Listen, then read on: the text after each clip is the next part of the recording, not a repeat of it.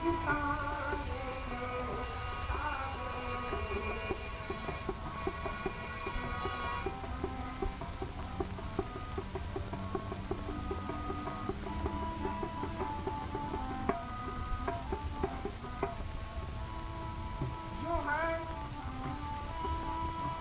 जो है साधु संतों का निंदक विरोधी, जो है साधु संतों का निंदक विरोधी, है जिसमें उन्नति बुद्धि पशुवत अबोधी, पशुवत अबोधी, सदा लोभ से ग्रस्त, अत्यंत क्रोधी, वो साथी बनाने के काबिल नहीं है।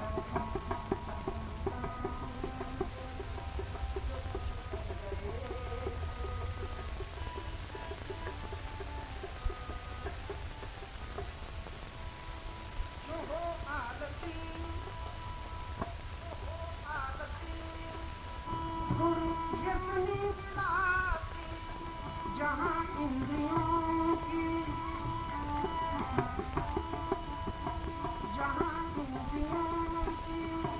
बनी बुद्धिदासी, भले घूम आया हो मथुरा काशी, भले घूम आया हो मथुरा काशी, वो घर में बुलाने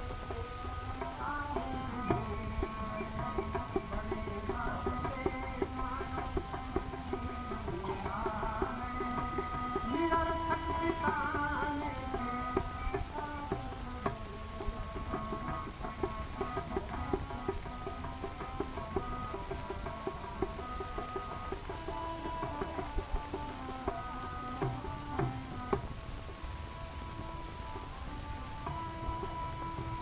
धनी हो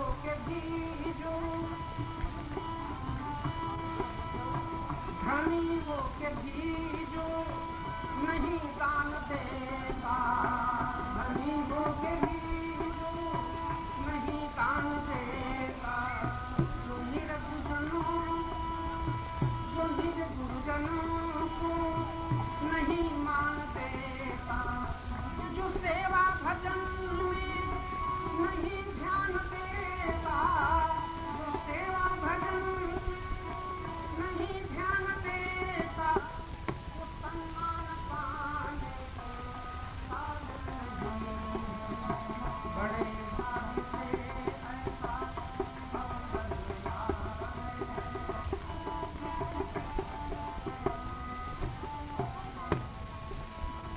जिसे देख हम धर्म को भूल जाए, जिसे पाके अभिमान में भूल जाए, जिधर चल के हम प्रभु प्रतिकूल जाए, जिधर चल के हम प्रभु के प्रतिकूल जाए, पथिक उधर जाने के काबिल नहीं, पथिक उधर जाने के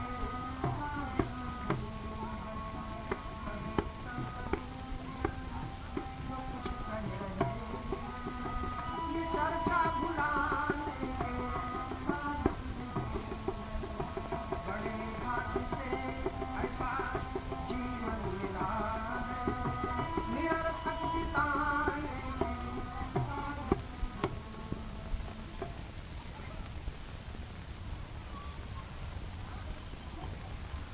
धर्म प्रेमी सज्जनों, वैसे तो गुरुजन कहते हैं निष्फल है मतिमंद को न्यू उपदेश पवित्र, ज्यों अंधे के सामने महामनोहर चित्र। कितना सुंदर चित्र हो, लेकिन अंधे के सामने उस चित्र की तारीफ की जाए बिल्कुल व्यर्थ है। कैसे ही बुद्धि अगर साथ नहीं दे रही है तो भगवान भी आ जाएं और इस मेले में खड़े होकर के अगर उपदेश देना चाहें तो उनकी एक नीचे नहीं। भगवान भी आए और यहाँ सबके लिए सब कुछ है, सबके लिए सब कुछ है। साधक के लिए, लोभी के लिए, मोही के लिए, अभिमानी के लिए, कामी के लिए ये संसार। बड़ा सुंदर वाक्य है, हर इच्छा पूरी करें, जो जो करते लोग, भोग इच्छुक को भोग दे, योग इच्छुक को योग। जो तुम चाहोगे तुम्हारा संकल्प पूरा होगा। डाका डालने वाला भी, उसका भी संकल्प पूरा होता है, चोरी करने वाले का भी संकल्प पूरा होता है। अगर आप सत्संग चाहते हैं तो इतनी भीड़ के बीच में आपका वो भी संकल्प पूरा हो रहा है। अगर आप ये न चाहते होते तो यहाँ के न बैठे होते, आप मेला में घूमते होते, तीतर बटैर की लड़ाई देखते होते। लेकिन यहाँ सब कुछ संकल्प करो। हमारे वेद का मंत्र है, तन्मे मनः शिव संकल्प मस्तु। पवित्र संकल्प करो, तुम पवित्र हो जाओगे। सत्य संकल्प करो, सत्य से संबंधित होकर के तुम सत्यमय हो जाओगे। अशुभ संकल्प करोगे, अशुद्ध संकल्प करोगे, अशुभ और अशुद्ध हो गए हो और बने ही रहो। तुम्हारा संकल्प ही वहां ले जाता है जहां से उसकी पूर्ति होती। सावधान रहना। बहुत कम विचारवान है जो संकल्प के समय सावधान रहते हैं कि ये संकल्प की पूर्ति हमारी किसके द्वारा होगी, ये विचार प्राय नहीं। अंधे के पीछे अंधे भाग रहे हैं, भेड़ों की तरह।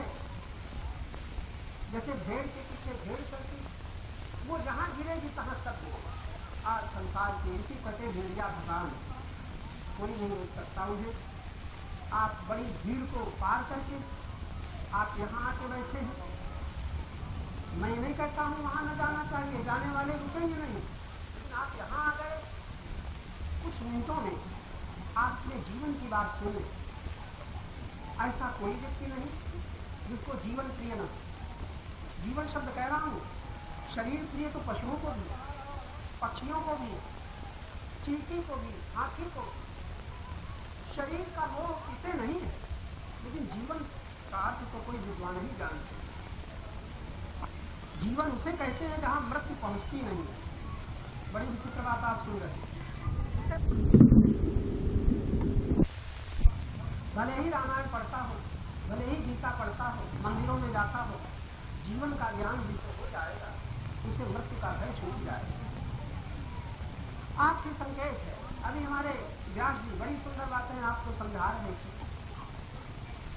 फुसलाना बालकों के लिए, बालकों को बहुत सरल, रिझाना भोगियों को बहुत सरल, समझाना विद्वानों को भी बहुत कठिन, बहुत कठिन।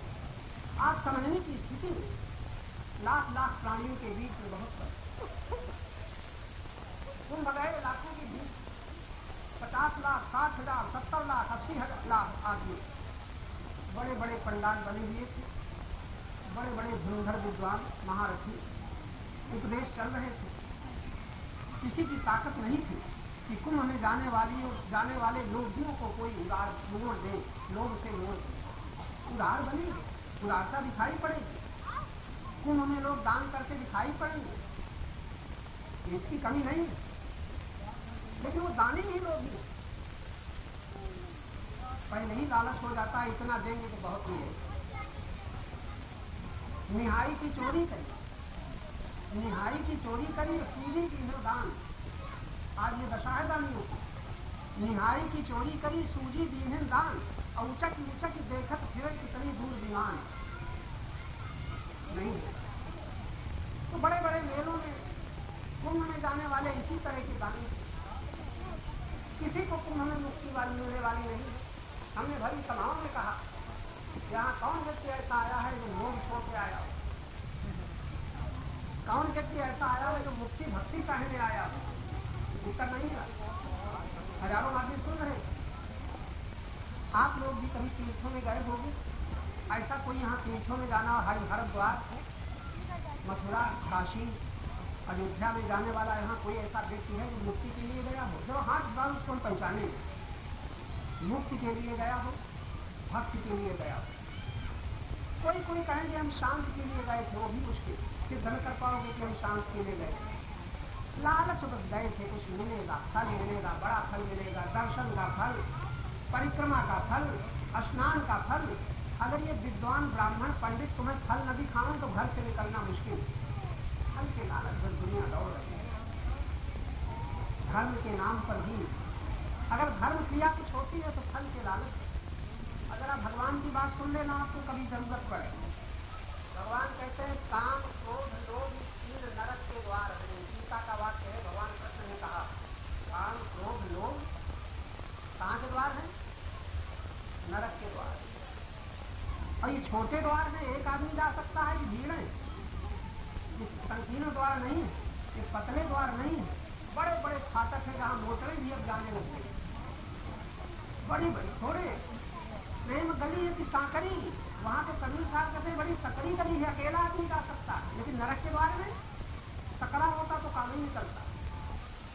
बड़े चौड़े फाटक बनाए गए, काम क्रोध लोभ। इस पर हम विचार करें कि हमारे भीतर जहां तक संसार की कामना है, जप करें तो, कीर्तन करें तो, पाठ करें तो, महात्माओं के दर्शन करें तो, तीर्थ जाए तो, लोभ ले जाता है, भक्ति मुक्ति शांति के लिए कोई नहीं जाता। आप सावधान हो जाएं, कभी संसार से उमड़े, परिवार से घबरा जाएं और तीर्थ जाएं तो एक प्रश्न लेके जाएं, मुक्ति कैसे मिले, भक्ति कैसे मिले। भक्ति मुक्ति और शांति इतनी सहज है, थोड़ा ध्यान देना। कठिन है आपको भक्ति मुक्ति शांति कठिन लगती है कि सहज? बहुत, अगर हम बताएं कहेंगे बहुत कठिन। और काम क्रोध लोभ मोह इनकी पूर्ति कठिन है कि सरल? अभ्यास ही हो गया, बहुत सरल लगता है। कितना उल्टा मत।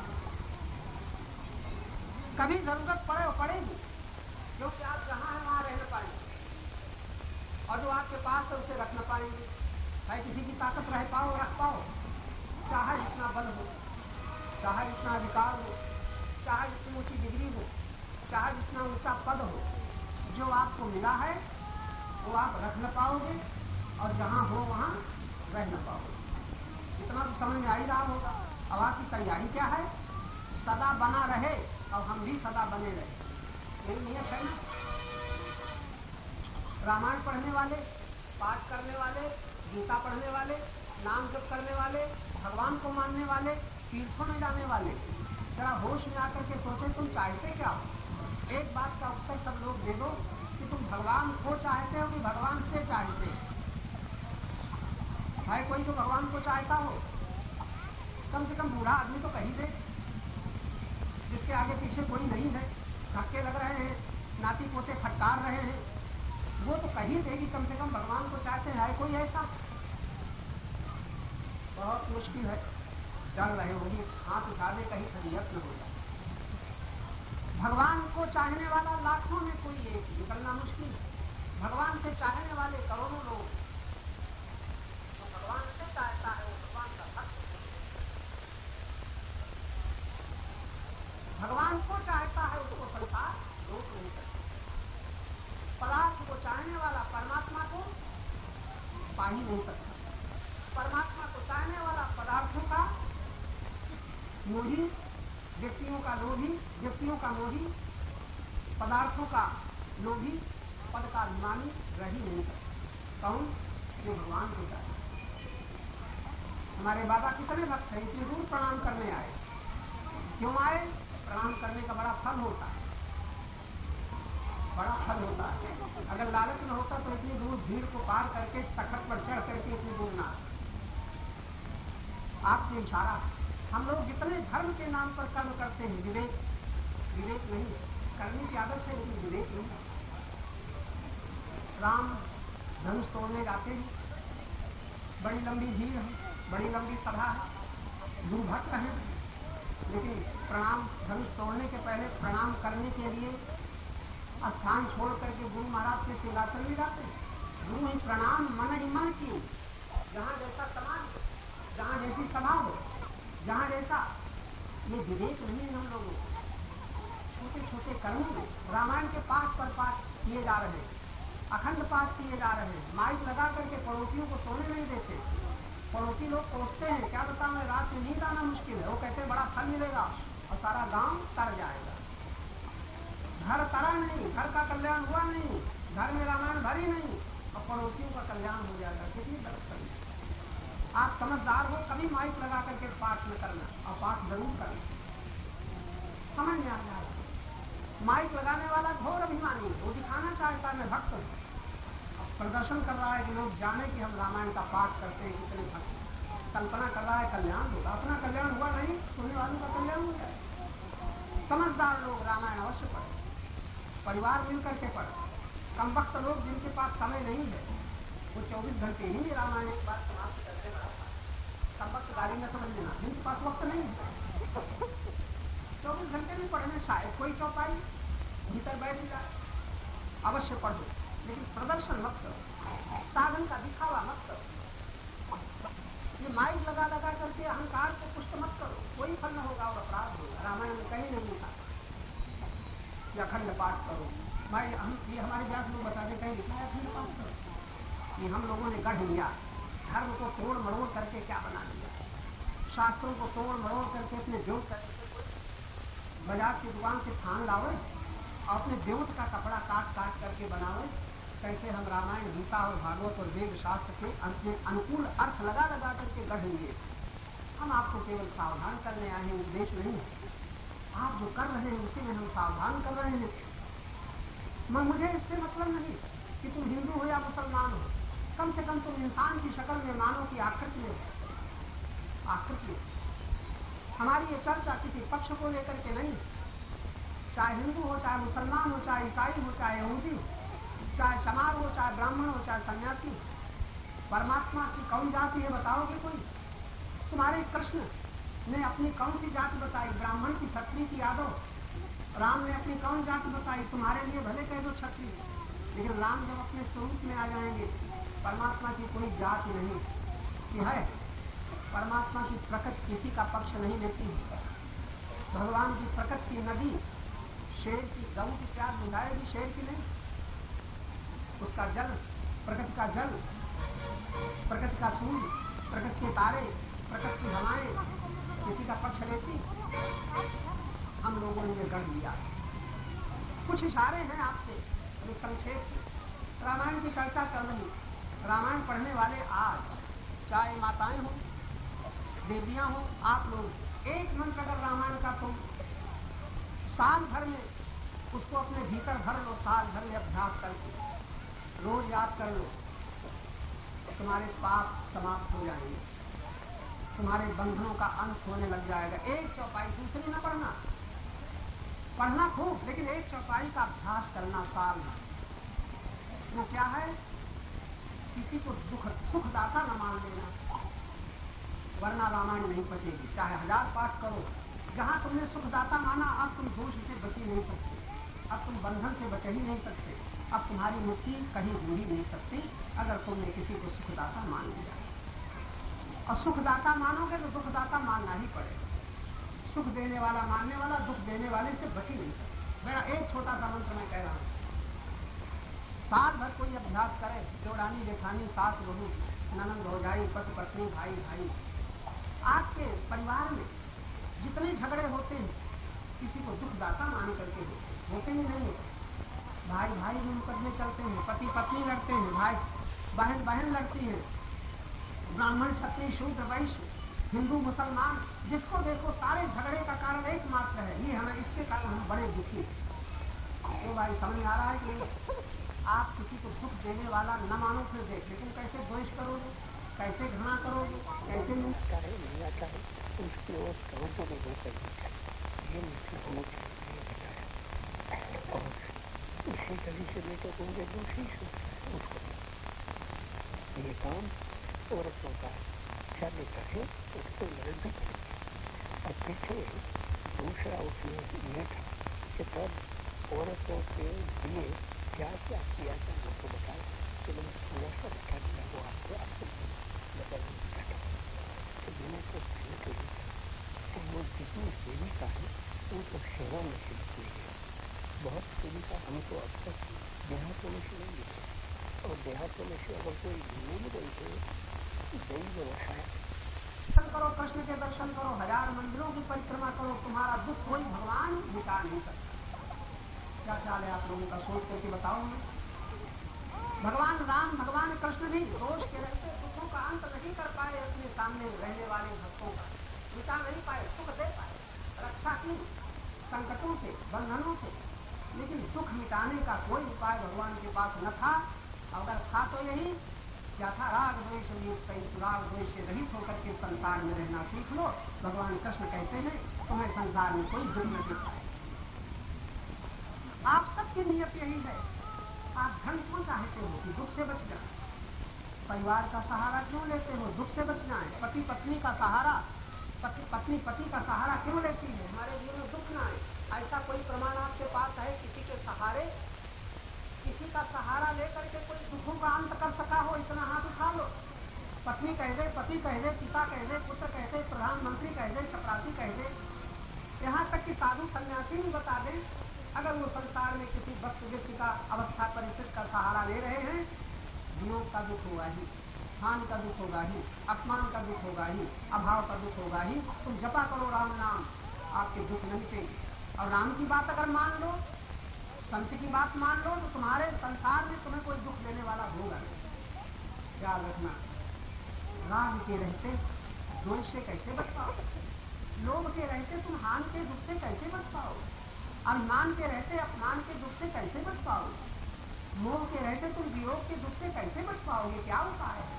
नाम जब से बच पाओगे, जब से तुम्हें नाम वियोग का दुख होता है। राम के दर्शन करने वालों को भी वियोग का दुख हुआ, जानकी जी को हुआ, राधा जी को हुआ, वियोग का दुख हुआ। जरा बड़ी कड़ी बात है, वैष्णव लोग इसको बर्दाश्त न करेंगे, हमसे लड़ जाएंगे, लेकिन हम मानने वाले नहीं, हम जानने की कोशिश करेंगे। जानोगे तो दुख किसी को प्यारा नहीं है, फिर भी सबको दुखी होना पड़ता है। इसलिए गीता में भगवान कहते हैं नहीं ज्ञाने न सदृशम पवित्र नहीं देते। ज्ञान का अर्थ ये नहीं किताबें पढ़ लो ज्ञान हो जाए, किताबें पढ़ने से ज्ञान नहीं। रामायण पढ़ लो ज्ञान हो जाए, वो ज्ञान होगा तो अहंकार प्राप्त होगा, अहंकार प्रदर्शन करेगा, मुझे रामायण का ज्ञान है, मुझे भागवत का ज्ञान है, मुझे वेद का ज्ञान है। अगर ज्ञान बाहर से आता है वो ज्ञान तुम्हें मुक्ति न देगा। अब ये बात आगे हम न बढ़ाएंगे। जिस ज्ञान से मुक्ति मिला करती है वो ज्ञान कौन सा? जिस प्रेम से भक्ति मिला करती हो वो प्रेम कौन सा? मुझे बाल्यकाल से साधना करते करते बहुत दिन बाद गुरु कृपा से मालूम हुआ कि हम जिस ज्ञान से पढ़ करके हम जिस ज्ञान के द्वारा मुक्त होना चाहते हैं वो हमारे अहंकार का एक भोजन बन जाए। अब कोई प्रश्न करेगा वो ज्ञान कौन सा है? प्रश्न उठते तो नहीं किसी के भी। लेकिन याद रखना, रामायण पढ़ने से आपको बहुत ज्ञान हो सकता है, लेकिन वो ज्ञान आपको रुचि नहीं। रामायण पढ़ने से ज्ञान हुआ, भागवत पढ़ करके ज्ञान हुआ। आप एक तर्क कर सकते हैं कि अर्जुन को गीता सुन करके ज्ञान हुआ, गीता सुन करके अर्जुन को ज्ञान नहीं हुआ। एक बड़ी गुप्त बात है, बड़ी गंभीर बात है, विद्वान लोग ही इसको समझ पाएंगे। ज्ञान होता नहीं, जो ज्ञान होता है वो ज्ञान सत्य नहीं। अगर रामायण पढ़ो ज्ञान अखंड एक सीतावर, क्या ध्यान देना, राम का स्वरूप क्या बताया गया? अखंड ज्ञान स्वरूप। भागवत पढ़ो तो क्या मिलेगा? ज्ञान मद्वयं ब्रह्मेति परमात्मेति भगवानेति। ये है भागवत। अद्वैत ज्ञान को ही विद्वान लोग ब्रह्म कहते हैं, परमात्मा कहते हैं, भगवान कहते हैं। अब ये बात हम अधिक न बढ़ाएंगे, क्योंकि आपकी आंखें तो एक समान सबको देख रही है, कान एक समान सुन रहे हैं, मन सबका सुनने में लगा हुआ है, लेकिन बुद्धि एक समान काम नहीं कर रही। इशारा है, संकेत कर रहे हैं कि आप अटक न जाना, अटके तो हुए ही, अटके न रहे। मोटी बात तो इतना ही कही कि वो बात छूट न जाए। आपसे अगर एक बात पकड़ लो, किसी को सुखदाता मानते हो तो तुम्हें कोई मुक्ति न दे पाए। दुखदाता तुम्हारे सामने पैदा हो जाएगा। राग द्वेष से मुक्त हो ही नहीं सकते, और राग द्वेष के रहते समस्त बुराइयों का मूल, समस्त अनर्थों की जड़ राग और द्वेष है। समस्त भलाइयों की जड़, समस्त भलाइयों का मूल त्याग और प्रेम। किसका त्याग? इसी राग और द्वेष का त्याग। ये महामंत्र अगर कोई जीवन में पूरा कर लेगा तो भटकना बंद हो जाएगा। वरना कितने तीर्थों में जाओ, कितने मंदिरों में जाओ, तुम खूब माला जपो, खूब पूजा करो, अवश्य करते रहना, पाप से बचोगे उतनी देर पाप से बचोगे जितनी देर जप करोगे, उतनी देर पाप से बचोगे जितनी देर मंदिर में दर्शन करोगे, मंदिर की परिक्रमा करोगे। बशर्ते कि जेब काटने कोई नहीं गया हो, नहीं वो मंदिर में खड़ा होगा और हाथ लगाएगा जेब कैसे कर सकते। लेकिन तुम सज्जन, तुम अच्छे विचार वाले मंदिर की परिक्रमा करोगे, मंदिर के दर्शन करोगे, तीर्थों में नहाओगे, जप करोगे, कीर्तन करोगे, पाठ करोगे, उतनी देर पाप से बच पाओगे। और जहाँ ये छूटा तहाँ फिर पाप लग जाएगा। संत दर्शन पाठक तरही तरही की मरही। संत दर्शन, संतों के दर्शन करोगे तब भी तुम्हारे पाप मरेंगे नहीं, तर जाएंगे। जैसे यहाँ सबके पाप करे हुए हैं, कहाँ सड़क पर खड़े हुए हैं, मुखों भर देखो सब लग जाएंगे कि मर गए। मरे किसी के पाप करे। जितनी देर सुन रहे हो, आपकी आंख, आपके कान, आपका मन इस समय शुद्ध हो रहा है, पाप से बचे हो। लेकिन पाप करे हुए हैं, मरे नहीं। यहाँ से उठने के बाद फिर क्यों दिखे? बार बार हम इस चीज को दोहराएंगे। अगर किसी की समझ ये माई तो आगे बैठ गई, ये प्रपंच ही में लगी, इन पर किसी का असर नहीं होना है, चाहे ब्रह्मा समझाने का। इससे तुम पीछे बैठती तो अच्छा बैठी, सुन रही हो, यही पाप से तो बची। लेकिन एक अपराध कर रही हो छेड़छाड़ करके, यहाँ भी पाप बन रहा है। बाधा डालना दूसरों के सुनने में, तो सुन लो, कोशिश करो तो किसी को सुखदाता न मानो। आप कहेंगे कोई हमें मान देता है तो सुख मिलता है। आप कहेंगे आपको हम तखत में न बिठाते तो आपकी क्या दशा होती। आपके तखत में बिठाने से हमें सुख मिल रहा है, अब आप हमारी सुखदाता हुई, अब हमें दुख का कारण हमने पैदा कर लिया। जब हमें तखत न मिलेगा, आसन न मिलेगा, हम दुखी हो जाएंगे कि नहीं? हो जाएंगे कि नहीं? ये दुख का कारण कहाँ से बना? जब हमने इसको सुखदाता मान लिया। तुम्हारे बिठाने से हम सुखी हो गए, तो तुम्हारे न बिठाने से हम दुख की तैयारी कर ली। तुम्हें देखने से हम सुखी हो गए, तुम्हें न देख करके हमने दुख की तैयारी कर दी। कुछ पाके हम सुखी हो गए, तो खोले में हम दुख की तैयारी कर बच नहीं सकते। इतनी सुंदर बात संत कह रहे हैं कि तुम सुखदाता किसी को न मानो। तो आप कहोगे सुख तो मालूम होता है। एक बात याद रखना जो आप कहने जा रहे हैं, सुख है नहीं, आपने मान लिया है। ये बात याद रहे। क्या कहा? मान लिया है नहीं। अब बचपन से लेकर के आज तक आप सुख को मानते आ रहे हो, जानते नहीं। 3 चीजें मानी हुई, विद्वान लोग नोट कर लें, बड़ा काम आएंगी। अगर इसको भूले तो सब गड़बड़ रहेगा। तुम चाहे पाठ करो, चाहे पूजा करो, चाहे तीर्थों में जाओ, चाहे गंगा नहाओ, तुम्हें दुख से कोई छुटा नहीं सकता। दुख आएंगे और न जाओ तब भी तुम्हें सुख मिलेगा। तमाम नास्तिकों को सुख मिला हुआ, नाम न जपने वालों को सुख मिल रहा है। अंग्रेजों को, अमेरिका वालों को तुमसे अधिक सुख मिल रहा है। न नाम जपे, न कीर्तन करे, न रामायण, न गीता। बड़ी मौत है, लाखों करोड़ों की संपत्ति, बड़े भोग चल रहे हैं, बड़े मजे में हम लोग तरसते हैं उनके बहनों को देख करके। सुख माना हुआ है एक बार, और दुख माना हुआ है नहीं, तुमने मान लिया है 2 बार। और तुम्हारे जितने संबंध हैं, ये बात और कही बड़ी गंभीर है, तुम्हारे जितने संबंध हैं, संबंध का मतलब जिसे तुम मेरा कहते हो, उसको भी आपने मान लिया है, वो आपका है नहीं। बड़ा मुश्किल है समझ पाना, कमजोर बुद्धि से। आप माता पिता को मानते हो, वो आपके हैं नहीं। पति पत्नी को मानते हैं, है नहीं। संसार के जितने संबंध हैं सब माने हुए हैं, सत्य नहीं। क्या ख्याल है आपका? करो विरोध हमारे सामने। संसार के जितने संबंध हैं वो माने हुए हैं, सत्य नहीं है। संसार का जितना सुख है वो माना हुआ है, सत्य नहीं है। और फिर संसार का जितना दुख है वो माना हुआ है, सत्य नहीं है। चौथी चीज एक और है, परमात्मा से जो दूरी है तुमने मान ली है, परमात्मा से दूरी आज तक हुई नहीं।